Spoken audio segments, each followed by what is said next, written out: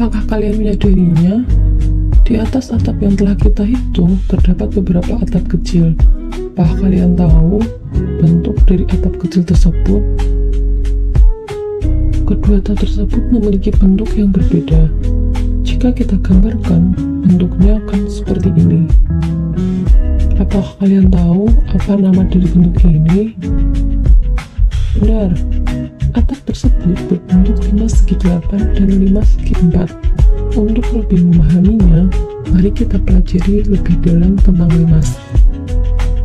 Bentuk limas sudah dikenal sejak ribuan tahun lalu, bahkan sebelum matematika formal berkembang.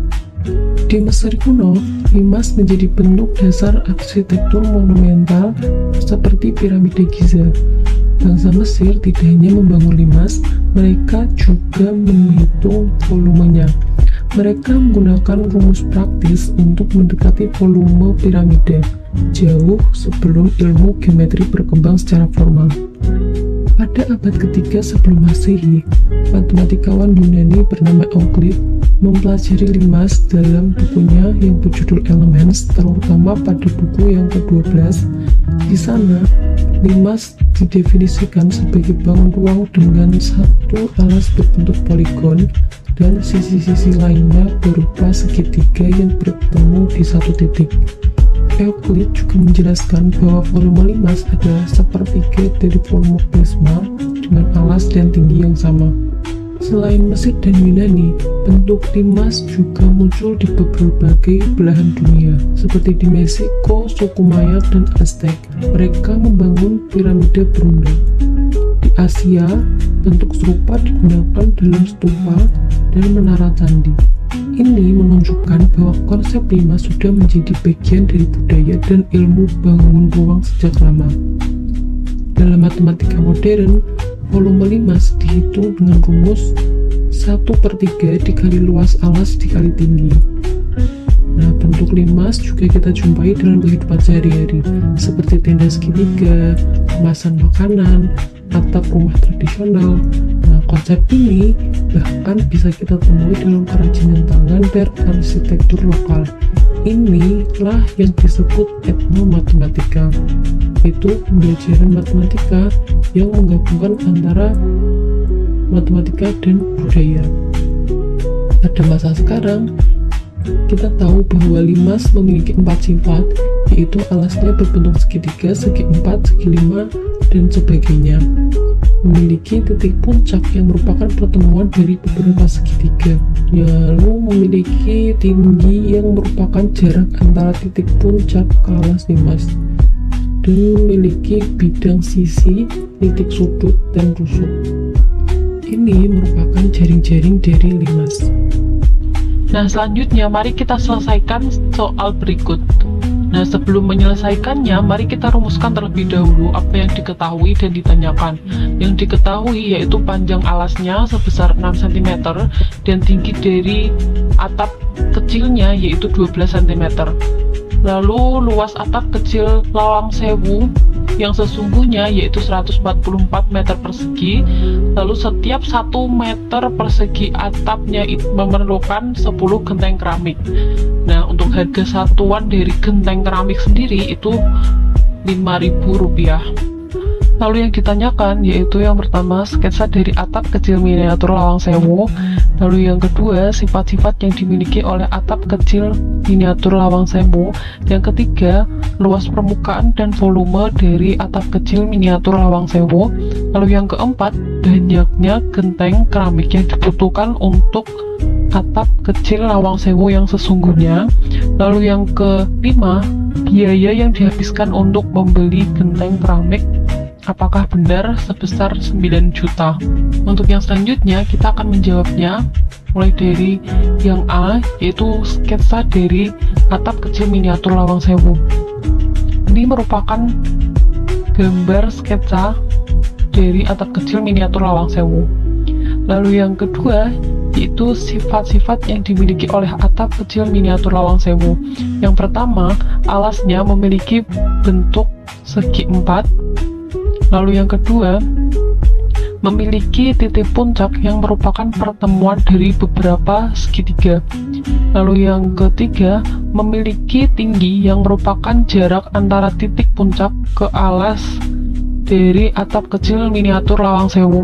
Lalu yang keempat, memiliki bidang sisi, titik sudut, dan rusuk. Lalu untuk soal yang selanjutnya, kita akan menghitung luas permukaan dan volume dari atap kecil miniatur Lawang Sewu tersebut. Di sini kita akan menggunakan rumus limas segi 4. Untuk rumus mencari volume dari atap kecil miniatur Lawang Sewu yaitu 1/3 dikali luas alas dikali tinggi. Nah, karena di sini alasnya itu berbentuk segi 4, maka kita akan mengalihkan sisi dikali sisi, yaitu menjadi 1/3 dikali 6 dikali 6 dikali 12. Setelah itu kita hitung luas alasnya menjadi 1/3 dikali 36 dikali 12. Hasilnya yaitu 144 cm3. Jadi volume dari atap kecil miniatur Lawang Sewu tersebut adalah 144 cm3. Nah, selanjutnya kita akan menghitung luas permukaan dari atap kecil miniatur Lawang Sewu tersebut. Untuk rumus luas permukaan yaitu luas alas ditambah jumlah sisi tegak. Untuk luas alasnya sendiri yaitu sisi dikali sisi. Lalu untuk jumlah sisi tegaknya yaitu ada 4 segitiga, lalu dikali dari luas segitiganya, rumusnya setengah dikali alas dikali tinggi dari segitiga. Karena tinggi dari segitiganya belum diketahui, maka kita akan menghitungnya terlebih dahulu menggunakan teorema Pythagoras. Nah, ini merupakan hasil perhitungan dari tinggi segitiga. Hasilnya yaitu 3/17 cm atau 12,37 cm. Nah, di sini kita akan menggunakan nilai yang berbentuk desimal. Setelah itu kita substitusikan nilai dari tinggi segitiganya yaitu 36 ditambah 4 dikali setengah dikali 6 dikali 12,37. Nah, yang berada di dalam kurung ini kita hitung terlebih dahulu menjadi 36 ditambah 4 kali 37,11. Kita hitung yang berada di dalam kurung terlebih dahulu yaitu 36 ditambah 148,44. Hasilnya yaitu 184,44 cm persegi. Jadi luas permukaan dari atap kecil miniatur Lawang Sewu tersebut adalah 184,44 cm persegi.